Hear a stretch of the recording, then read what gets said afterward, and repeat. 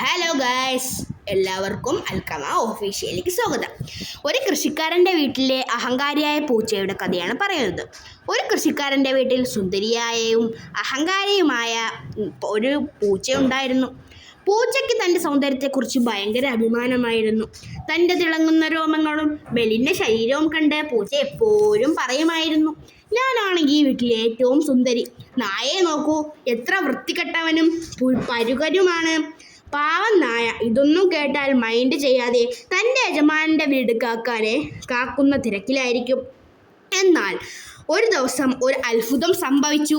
അന്ന് രാത്രി വീട്ടിൽ ഒരു കള്ളൻ കയറി. പൂച്ച പേടിച്ച് കിച്ചണിലെ അലമാരയുടെ മുകളിൽ പോയി ഒളിച്ചു.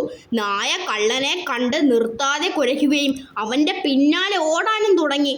നായയുടെ ബഹളം കേട്ട് കർഷകൻ ഉണർന്നു വന്നു. കള്ളൻ പേടിച്ചോടിപ്പോയി. കർഷകൻ നായയെ കെട്ടിപ്പിടിച്ചു സ്നേഹിച്ചു. അത് കണ്ട് നിന്ന പൂച്ച തൻ്റെ അഹങ്കാരം കൊണ്ട് ഒരു കാര്യവുമില്ലെന്ന് മനസ്സിലാക്കി. അന്ന് മുതൽ അവർ രണ്ടുപേരും കൂട്ടുകാരായി. വീഡിയോ ഇഷ്ടപ്പെട്ടെങ്കിൽ സബ്സ്ക്രൈബും ലൈക്കും ഷെയറും ചെയ്യണേ.